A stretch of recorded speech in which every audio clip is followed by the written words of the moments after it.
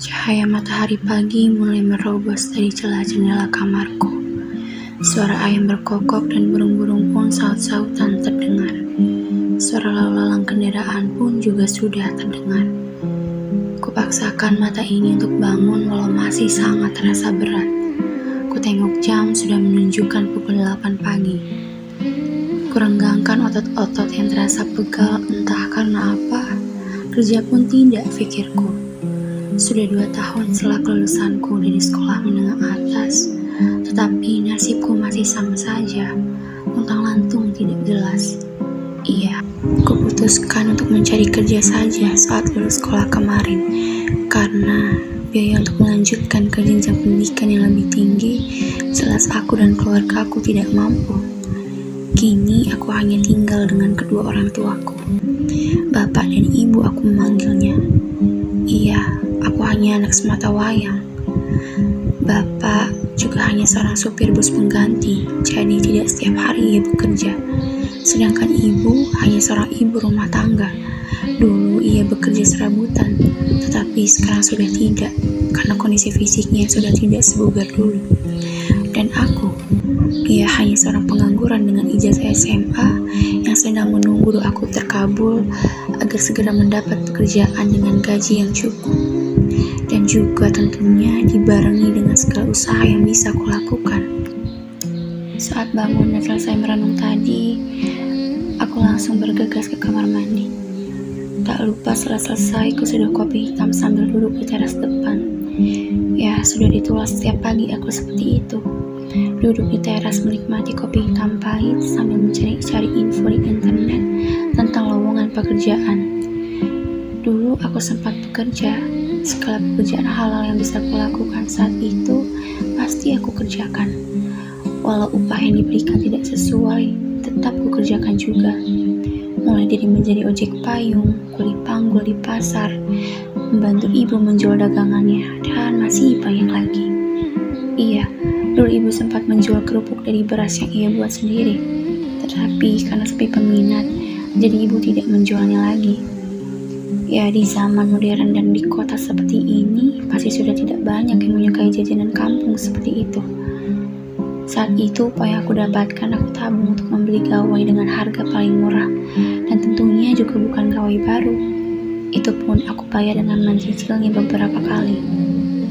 Saat itu, aku berpikir membeli gawai walau dengan uang pas-pasan, agar aku bisa mencari informasi tentang pekerjaan, tentu saja di internet, dan juga dengan memiliki HP tersebut, aku bisa bergabung di grup WhatsApp alumni sekolahku.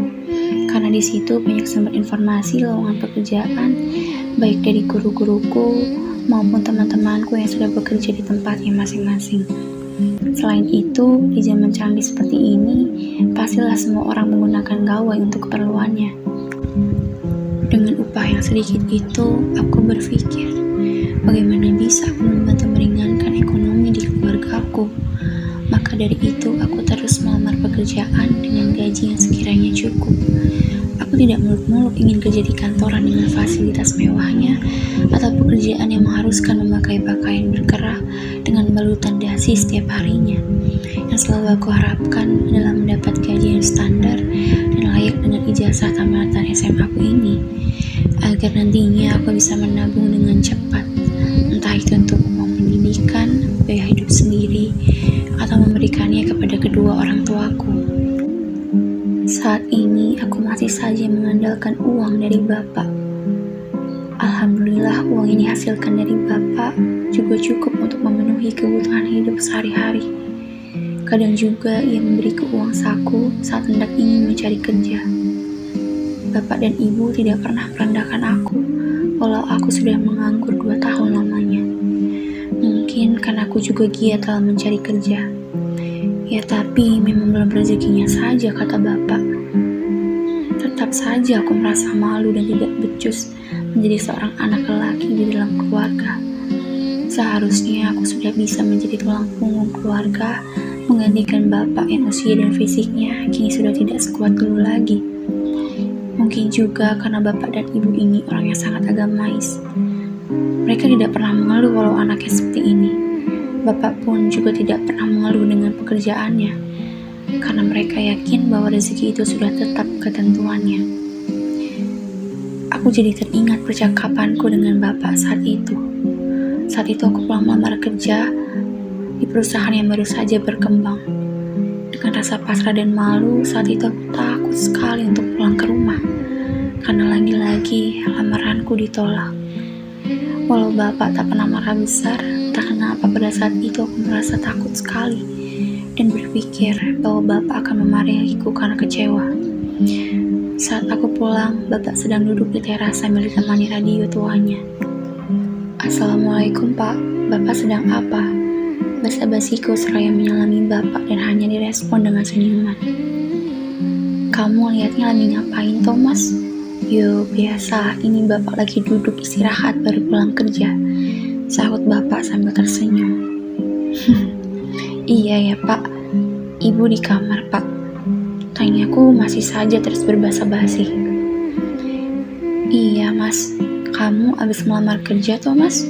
Gimana, lamaranmu diterima enggak?" tanya Bapak terhadapku. Hening sesaat. Lalu aku menjawab seadanya. "Pak, Bapak jangan marah ya. Gak apa-apa Mas kalau memang lamaranmu ditolak lagi. Namanya ya belum rezeki, yang penting kamu udah usaha. Gak usah ditekuk gitu mukamu Mas, makin jelek loh nanti gak ada yang naksir," adik Bapak dengan diiringi tawanya yang khas. "Iya Pak, aku minta maaf ya Pak.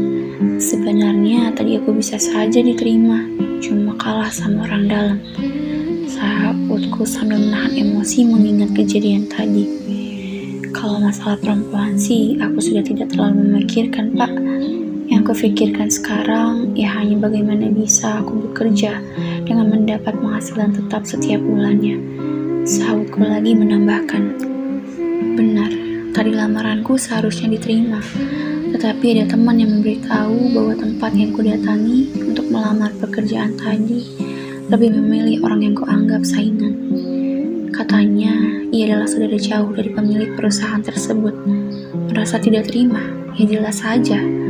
Pekerjaan yang kuincar sejak lama, ikhtiar dan doa yang selalu kupanjatkan, rasanya sekejap hilang karena kalah dengan orang dalam.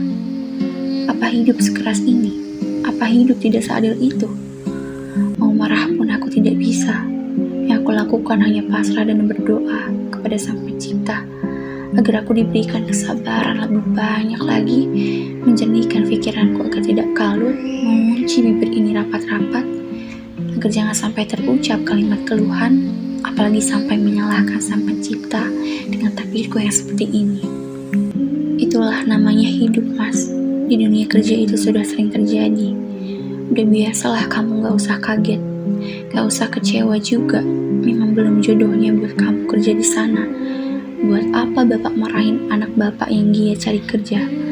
Bapak bersyukur Mas, kamu gak seperti anak lain yang usahanya baru 1 kali tapi langsung menyerah begitu saja. Apalagi sampai berkata yang tidak kepada Tuhan. Bapak gak pernah dengar sekalipun kamu mengeluh. Yang Bapak lihat, Mas selalu ikhtiar dengan usaha-usaha Mas. Mas selalu berjuang lagi, entah itu kamu udah gagal berapa kali. Bapak lihat kamu orang yang selalu belajar setiap kamu gagal, orang yang selalu mau memperbaiki diri. Gak usah malu kalau kita gagal terus Mas. Yang sudah berhasil saja harus mengalami banyak kegagalan juga. Pesan Bapak ya terus semangat, doanya jangan pernah putus. Selalu belajar dari kegagalan dan terus mau memperbaiki diri. Sudah, jangan dipusingkan ya. Besok-besok masih bisa cari kerja lagi. Nasihat Bapak panjang lebar. Aku udah habis pikir dengan pemikiran Bapak. Bagaimana tidak? Aku pikir Bapak bakal memarahiku, tapi malah sebaliknya. Ia malah memuji usahaku yang belum berhasil itu. Perkataan Bapak tentang anak-anak lain memang ada benarnya. Contohnya saja temanku. Kami ini satu angkatan. Bisa dibilang aku sohib dengannya. Bedanya dia adalah anak yang mudah menyerah, tidak mau mencoba lagi padahal baru gagal 1 kali. Semua usaha Usaha keras yang aku lakuin gagal semua. Padahal aku udah percaya diri setelah lulus SMA bisa langsung bekerja. Kenapa Tuhan tidak mengabulkan doaku? Masih terngiang-ngiang perkataan dia di kepalaku. Baru mencoba 1 kali dia sudah berpikir seperti itu. Usaha keras yang mana, kutanya. Memang seberapa banyak doa yang dia sudah panjatkan. Lah, kerjaannya saja hanya main game di warnet sampai lupa waktu ibadah. Baru seperti itu dia sudah sampai menyalahkan Tuhan. Nasihatku waktu itu pun dia abaikan. Sudah aku ajak berjuang lagi tetapi dia tidak mau. Padahal dia sering mengeluh karena omel orang tuanya karena sampai sekarang belum bekerja. Ya, sekarang dia hanya menjadi anak tongkrongan yang kadang-kala mabuk di perempatan jalan. Pernah juga sesekali ia ketahuan memalak orang di pinggir jalan. Nauzubillah, jangan sampai aku seperti itu. Tak terasa aku sudah duduk di teras selama 1 jam. Sambil mengingat-ingat pengalamanku dulu, tentu saja aku sambil browsing di internet tentang lamaran pekerjaan. Semua laman di internet sudah kuklik. Dari web lowongan pekerjaan yang terpercaya sampai yang tidak begitu meyakinkan pun aku klik dan baca. Tapi tetap saja belum ada yang sesuai dengan kriteriaku. Kalaupun ada, itu jauh sekali sampai harus naik pesawat dulu. Tetapi aku tidak boleh menyerah. Tangan ini harus selalu sibuk untuk mencari informasi tentang lowongan pekerjaan. Hingga tiap menit terlewati, tiba-tiba saja ponselku berbunyi. 1 notif pesan tertera di layar ponselku. Tring! Ada lowongan pekerjaan nih. Gimana? Mau coba?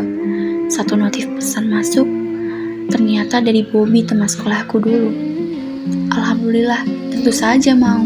Nanti coba aku kirim surat lamarannya ya. Terima kasih banyak ya Bob. Bagiku ini adalah sebuah keajaiban. Sampai jumpa nanti.